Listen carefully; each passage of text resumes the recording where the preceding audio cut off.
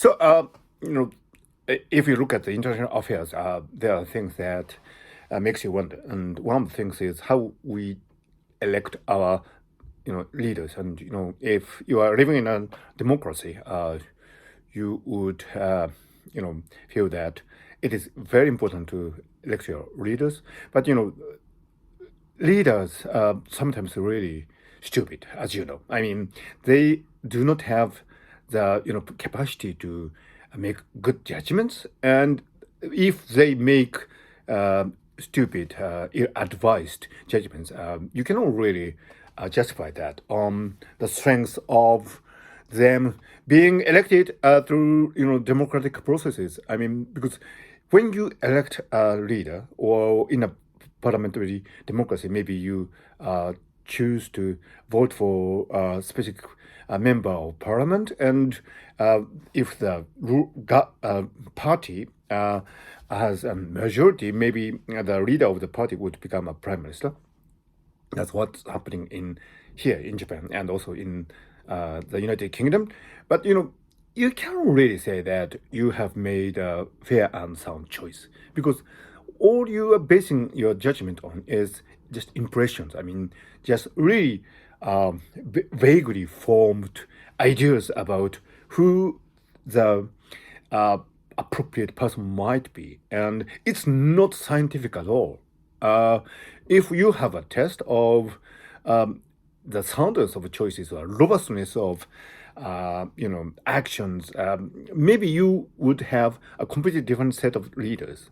So I also, some people say that democracy is a less evil way of forming government. That might be true, and that might be really sarcastic, but ultimately practical approach to forming a government.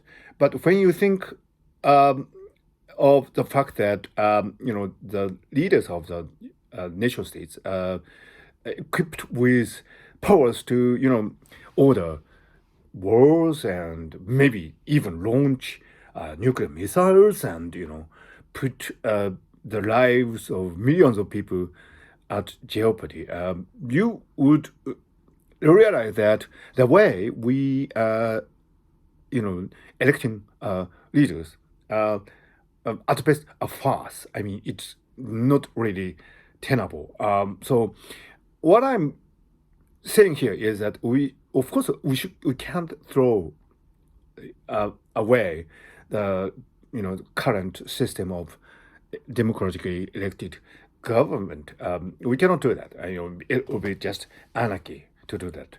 But we should always have this grain of salt when we appraise our leaders, because the way they are elected, the way they are chosen, the way they are given the jobs, not really scientific. I mean, it's just wobbly, fuzzy ways of satisfying or deluding ourselves about the nature of the government. And when it comes to such things as, starting a war, preventing a war, or negotiating diplomacy, we should really have our say in it.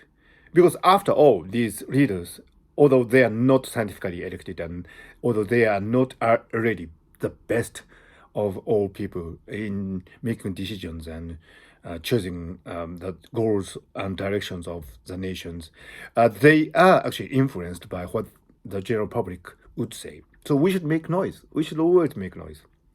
Otherwise, we can't really trust our leaders to make crucial decisions.